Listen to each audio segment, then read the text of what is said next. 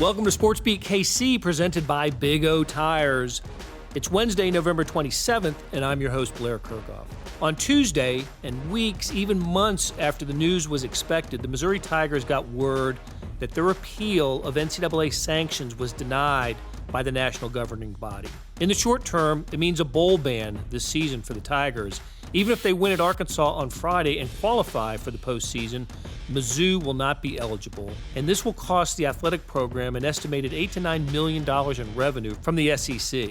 Star columnist Vahe Gregorian and I spent time on this topic and even longer on the fate of head coach Barry Odom. It's been a shaky few weeks for Odom, to say the least, as Mizzou lugs a 5-game losing streak into Friday's game, and the future of Odom in his 4th season is up in the air. Vahe and I reached different conclusions about Odom's fate. Vahe Gregorian is here. Vahe, I'm going to read from Suichi Terada's lead that he wrote on Tuesday that'll appear in the Wednesday Kansas City Star, part of the lead. After a months-long process, the NCAA denied Missouri's appeal Tuesday. While the athletic department faces multiple sanctions, Jim Sterk pointed to Missouri student-athletes who would be most affected. The Missouri football and baseball and softball teams will be banned from their next postseason, and then Jim Sterk is quoted. So that's the news that Missouri received on Tuesday. Their appeal of sanctions was not granted by the NCAA. I suppose my feelings about this changed and evolved, and maybe almost like in a tennis game, it kind of went back and forth. I thought at times I thought Missouri had a great case, and other times, just having covered the NCAA for so long, Vahe, as you have, that I just didn't think it would happen, and we found out today, Tuesday, that it did not happen. What's your take on this? Well, there were some extraordinary aspects to this in a way.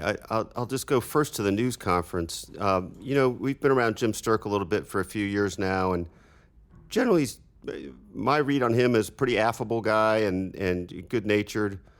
And I would say he displayed flashes of fury. And then there was a moment where he choked up and there were absolutely tears in his eyes. And the topic at that point was, I guess, the roughly 180 student athletes who, just because the NCAA is the NCAA, these kids who have nothing to do with anything that happened are going to not get postseason opportunity in their senior years, right? So there's a human cost. There's obviously a financial cost. There's a little bit of a stigma cost. But all this adds up to something that I think is true nationally. I do think, you know this probably better than I do, Blair, but I do think there's an erosion happening in faith in the NCAA now in ways that it's different than it's been. And it's not just a school unhappy with this or one place that feels it's mistreated. It's really something a lot bigger than that, right? We're facing name and likeness matters and all these things at once. And I don't know what the next step is, but I think Missouri's involved with whatever the next step is.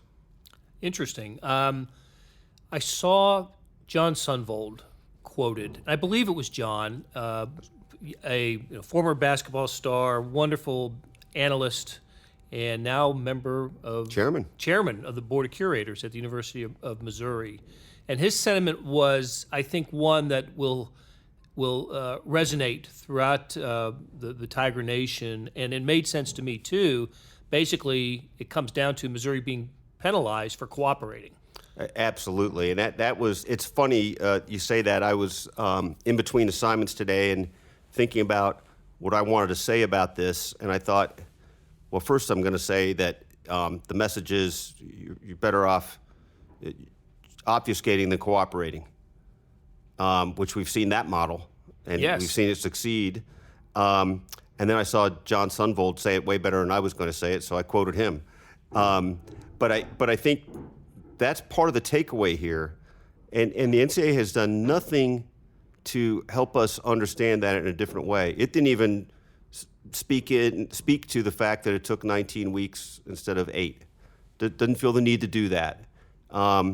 Doesn't really explain. You can look at that letter, and I think the word I used was gobbledygook. I mean, the point of looking at all the arcane language the NCAA uses is that they may have a technical point here on why this went this way for Missouri as opposed to Mississippi State because of the timing of the rule change and the process.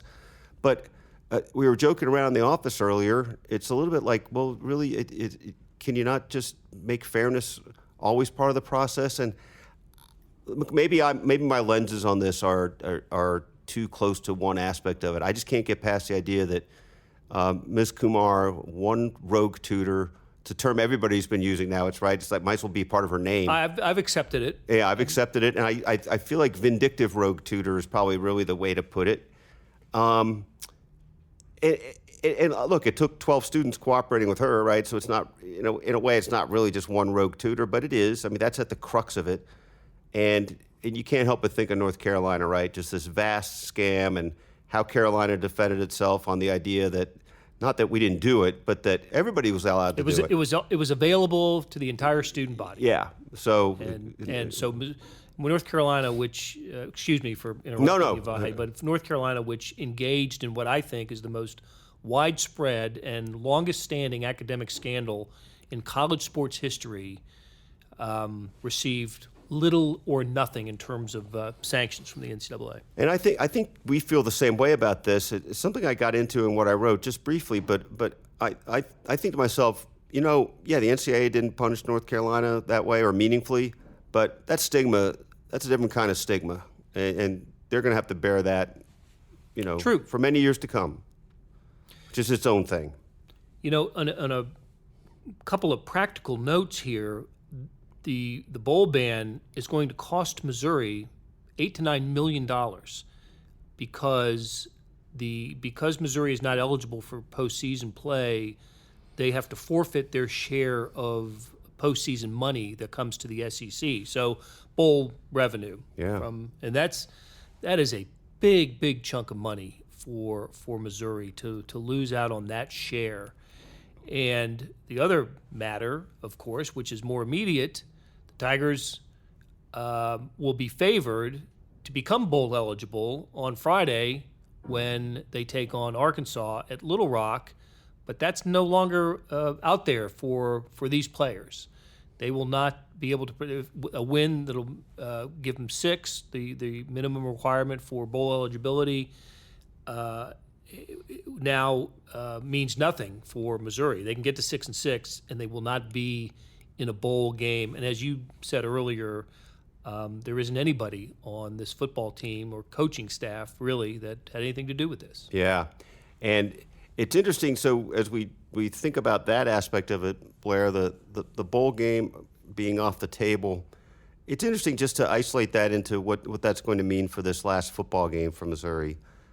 You could see human nature having a couple different possible impacts there, right? You could think of it as a real sag after sort of having this on Missouri's shoulders all season and kind of like this is the final letdown and a team that really just isn't up. But you could absolutely see it being this is our bowl game and don't let the NCAA defeat you twice or however you want to look at it. I don't really have a read on it, and I think anybody who's been listening to us all along also knows that about the last 6 weeks we haven't really had a read on what this team is about because starting with the idea that there was no way they'd have a letdown at Vanderbilt, been basically scrambled, all instrumentation destroyed since then. It's very hard to understand what's happened with this team, and thus, to me, very hard to know what to expect Friday, other than I think they're the better team. I think that's right?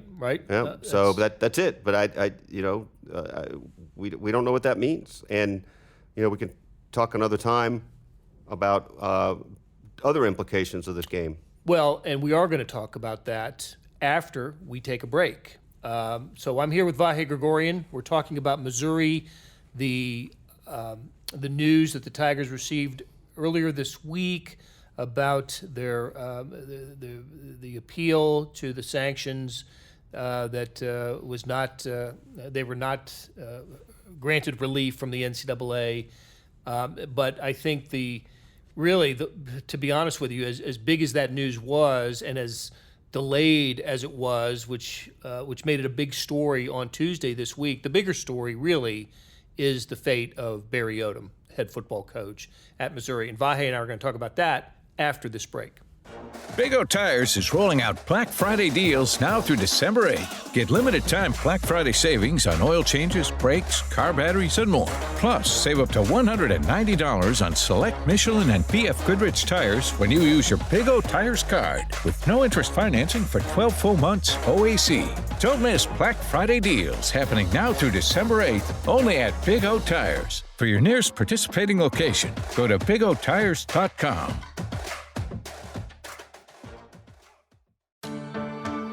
Hey, it's Blair. Hey, we have a special subscription offer for SportsBeat KC listeners, unlimited digital access to the Kansas City Star's award-winning sports coverage. Sign up now for 1 year of Sports Pass for access to all the sports news, features, and columns we have to offer. And it's only $30. That's a 40% savings off our regular rate. For your convenience, your subscription will automatically renew after the initial term at $50 unless you tell us to cancel. A lot of subscription services won't tell you that. They'll just sneak it on there. We just told you. Your subscription helps support the sports coverage of kansascity.com and the Kansas City Star. Please visit kansascity.com/SportsBeatKC offer to get this special offer. And as always, thanks for listening.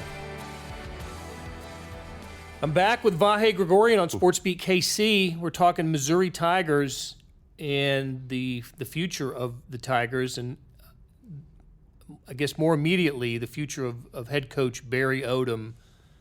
Vahe, you've covered the last couple of games. You've been to Columbia to take in the Tigers games against Tennessee and Florida, and you've seen the Tigers a lot this year. I'm sure you're as perplexed about this team as anybody. We certainly, after 6 games and they stood 5-1, we excused the Wyoming loss as a fluke because of the way they played in those 5 home games. They have not won since then, and some of the defeats, especially the first couple of them, the Vanderbilt and Kentucky losses were very difficult to accept.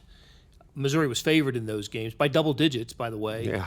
And then the schedule got tough, right? Yeah.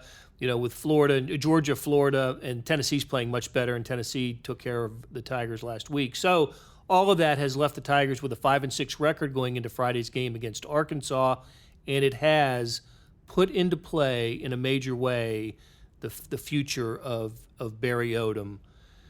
Vahe, I think I always refer to us as kind of guys that have been around a while and veteran dudes, and we've seen enough coaching changes in our lives to know that that's we've seen that not work. The coaching change after 3 or 4, in this case it would be 4 seasons, it becomes a revolving door, and there are implications for that. It seems you're starting over once again. I can rattle off some programs that are in that mode, and it just hasn't worked for them. But where are we with Missouri? Where are we with Barry Odom? And is he going to be the Missouri coach after Friday?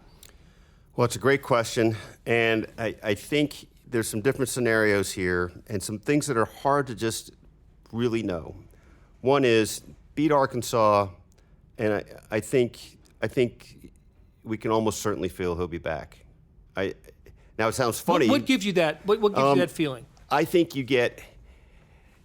it's different than feeling like you come out of the season with something that just fell completely off the rails. I think that the people in charge have many questions they don't understand about where this has gone, but I think that they also want Barry to succeed. I feel like in the conversations I've had with people behind the scenes and even with Jim Sturck some. Who are decision makers, by the way. Yes. I think that despite what we might call the emotional clamor right now we sort of see on social media and hear about a little bit, I don't think there's a passion for change, let's put it that way, in Columbia, in the power brokers. But I think there's a willingness for change if they feel it's called for. And I think that's a sort of an important distinction. And look, it is a little bit funny to make it sound like, oh, it's up to this game. I mean, that seems silly, right? But when we've been sort of saying for a few weeks now that they better win this one, then they don't. Right. It just kind of gets a little weirder and weirder. And so I think my sense is that the Board of Curators is not going to drive a decision. That the Board of Curators will respect what Jim Sturck wants to do. That's what I feel like I've picked up on in conversations with people. So that takes us to, what does Jim Sturck think? And it's a little hard to know. Jim, one of the ways Jim is really interesting is he asks a lot of people a lot of questions without saying a lot of things. So I think that's kind of a good trait. Probably better for him than us. Right. Right. But it does give you a little bit of an insight into maybe what he's thinking, or Yes. what he thinks is what kind of information he thinks is important. Yeah, how he might phrase some of these Yep. questions. And I'll say this again from talking to various people. I'm certain that Jim believes Barry inherited a really bad situation, worse than people understood. A.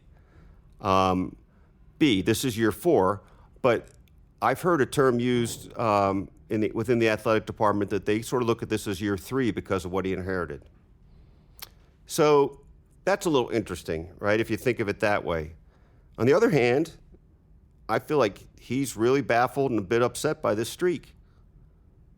And as one would be, especially at a school where you've had declining attendance. Now you're going to lose $8 to $9 million in bowl revenue. They got to get people in the seats. And, one of this is going to be for Jim Sturck to identify, and I don't know if, I'd be interested to know what you think about this too. I don't have an answer.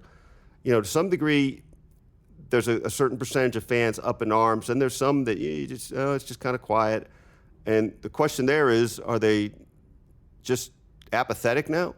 You don't want that. No, I've always believed that to be a bigger issue than anger. Apathy is much more dangerous to a program than anger, and apathy shows itself by the lack of attendance at football games, as you just alluded to. Yeah, I've always believed that that people, I would never tell a fan of any sport how to spend their money and what, whether they should show up even if they have the tickets. But I do believe you make a statement by not showing up, by having tickets and not showing up. I totally agree. And they had whatever it was under 40,000 the other day. For Tennessee. 39,052 for Tennessee. Last home game. Some talk about hunting season. I never know when that's really just a thing. I do think it's a thing. Yeah. But look, if the Tigers were 8-2 going into that game, I think people would have found a way to keep their camouflage at home that day. Yeah, and we're not hunters, but you don't hunt at night that much, do you? Right? It was a night game. It was a 6, right? You could have still gone. Right. Sorry for anybody out there that would tell us different, but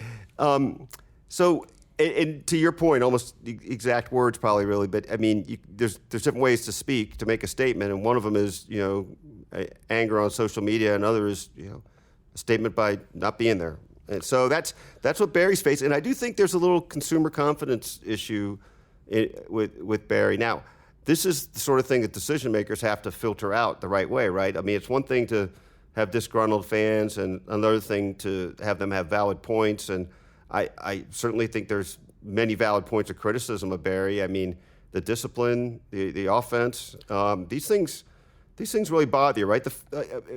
I think we can still relate to fans despite our distance from it, right? Covering things, and I think the things that drive us bats watching a team are the things that drive a fan bats watching a team, and 8-10 penalties, and that's the one. The penalties are the ones that I think are so frustrating to a fan, because that speaks to discipline, and that's something you expect a coach and a coaching staff to control. Yeah. Discipline. Yeah. Don't commit penalties. Not the dumb penalties. Right. And if you're averaging 8, 9, 10 penalties a game, a percentage of those are dumb penalties. You're not doing the inadvertent face mask, Right. They're 8, verdant. 9, 10. Yes. Yeah. Right. And so I think if you're building the case against Barry and the coaching staff, you would that would be on that side of your legal pad, Yeah. And then an offense that just disappeared. Yeah. After the 5-game winning streak. Part of that has to be the health of Kelly Bryant, the quarterback, but not being able to take advantage of the quarterback who transferred from a program that had played for that he had helped get to the national championship game and won a recruiting battle to land and brought so much excitement, enthusiasm, and energy to the program when it happened, and to not cash in on that, injured or not. Yeah. And some of this happened when he wasn't injured. Yeah, that's true. At least to our knowledge. To our knowledge. Well, certainly Wyoming did, right? Yeah. And he had some big numbers that day, but some big mistakes. Right. I think, I don't know if this is fair, but I think we've sort of maybe said this in different ways, but I guess what I've come to conclude about Kelly Bryant is fine, maybe even pretty good player at his healthiest, but never a game changer in the way people might have thought he was going to be. Now, I tell you what, I was pretty impressed with even Hurt the other day with some of his scrambling ability, and maybe we just never really saw him full, or I didn't see him in person full very much, but I just never felt like he was what I had hoped he would be. And maybe it's harder than we realize for a guy to just, magically show up that 1 year and poof, I'm here. And I mean, there's a reason we like to see people go through a system for a couple, 3, 4 years. And Drew Lock's first couple of years weren't special. We're not. And look, I mean, there's a difference, right? I mean, Kelly's older and all this, but different types of quarterbacks. Yeah. As well. So there's a lot of different ways to look at it. You're making me think about what's on each side of the legal pad. I think his recruiting would be on the plus side of the legal pad.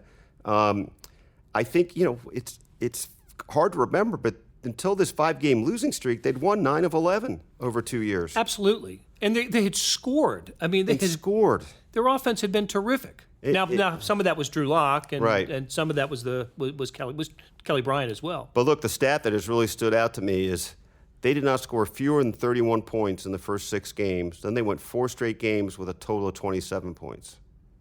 That is unbelievable to me. And again, we've sort of alluded to this. I mean, it's this precipitous sort of drop off that you feel like later on you're going to figure out something just bizarre happened behind the scenes that we didn't know about. But I have no reason to think that. I don't know what that would be, so here we are. What do you? I keep yammering on. What do you think about what Barry looks like for the future? To me, I circle back to something we alluded to earlier in our conversation, and that is the idea of selling the 2020 Missouri Tigers to your fan base. And can you do that, bringing back a coach and a staff that that limped home after look, the NCAA issues are not the fault of the staff, and that has to be taken into consideration as well. But the losing streak is, and the way people feel about this team, that does count and that does matter, and the lack of attendance, the empty seats in the stadium matters, and also Missouri has to sell season tickets next year. Yeah. And they have to get students excited about football next year. And will Jim Sturck decide that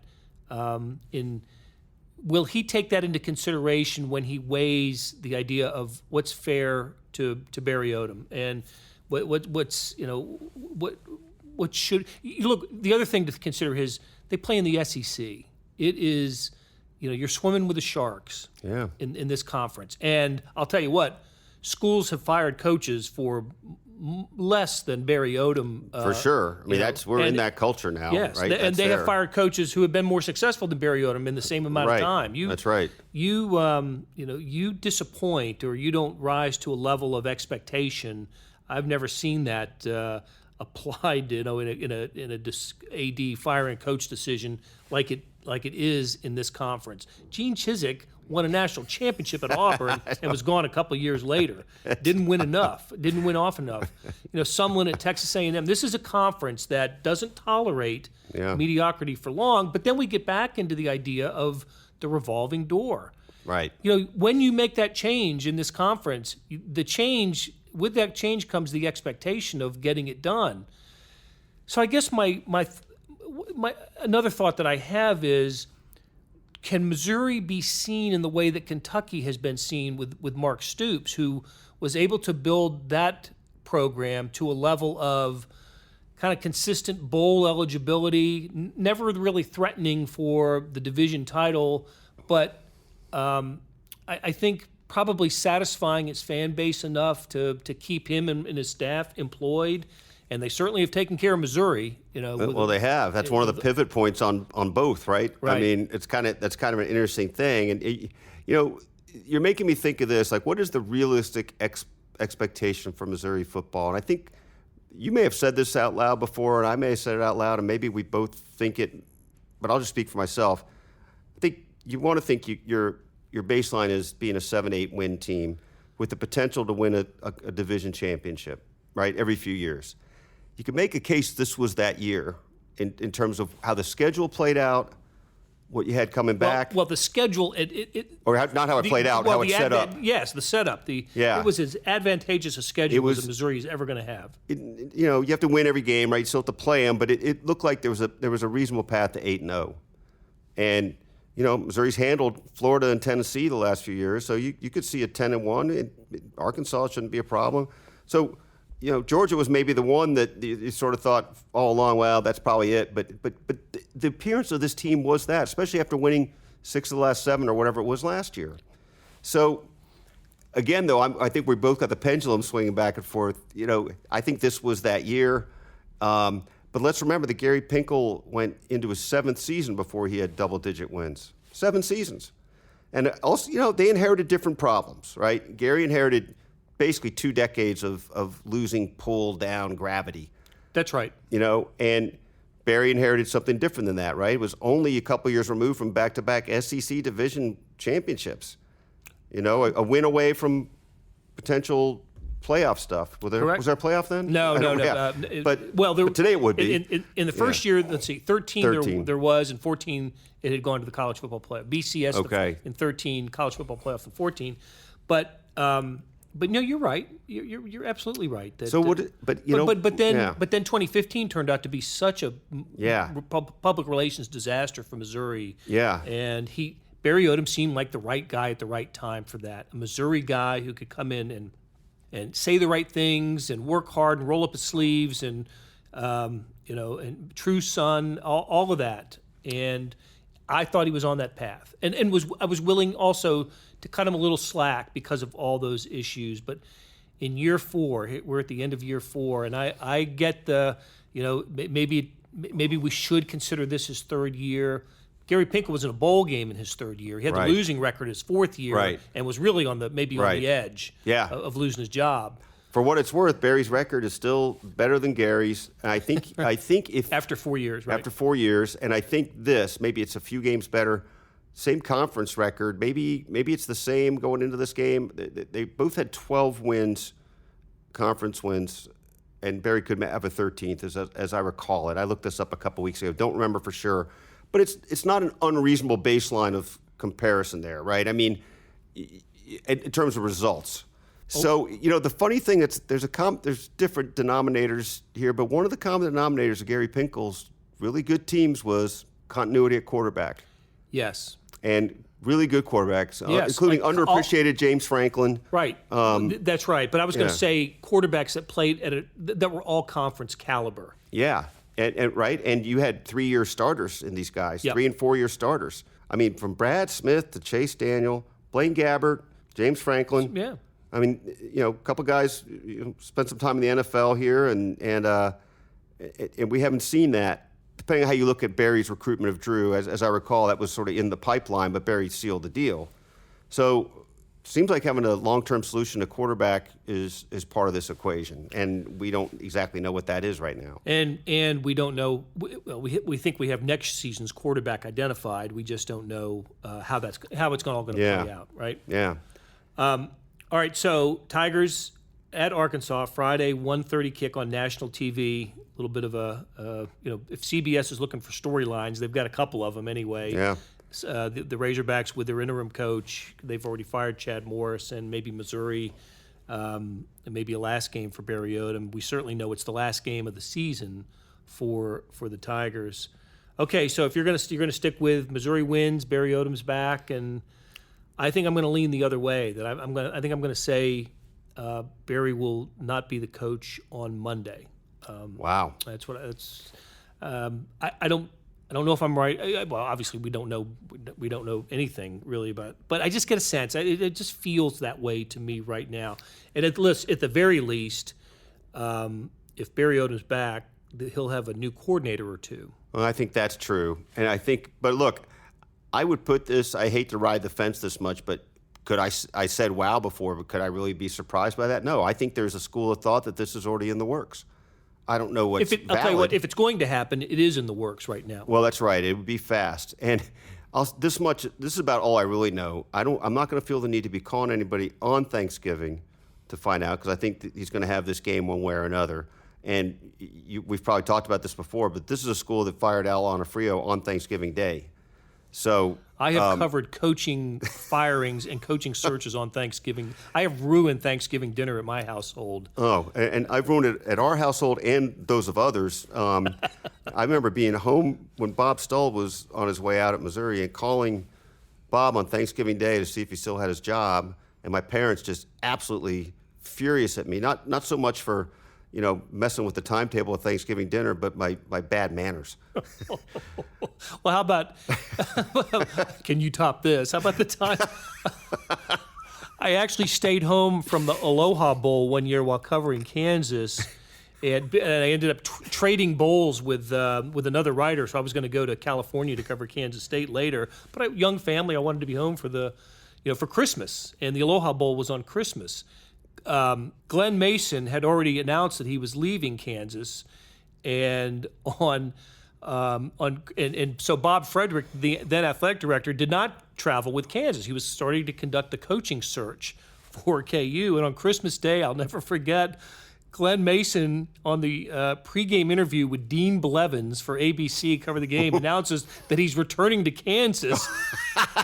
And Bob Frederick had no idea that was happening. I forgot that. So there we are. Mercy. So it ruined my Christmas and Bob Frederick's as well. So these things do happen on the holidays. They're kind of incidental to the world of coaching searches. So anyway, man. Vahe Gregorian, thanks for hanging out, and we will talk to you again soon. Thanks, Blair.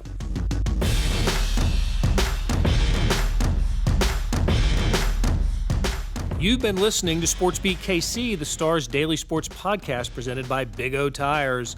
Links to the stories on the Tigers can be found in the show notes, and all of our college sports coverage is available on kansascity.com.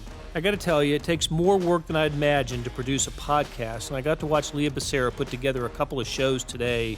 I am amazed at her talent. All I can say is, thanks, Leah. Hey, tomorrow's Thanksgiving, and you'd think SportsBeat KC would take a break on that day. Nuh-uh. We'll have a podcast ready to go. You'll hear from new Royals owner John Sherman at his introductory press conference. But please enjoy Thanksgiving from us at SportsBeat KC, where we talk sports in Kansas City on a daily basis.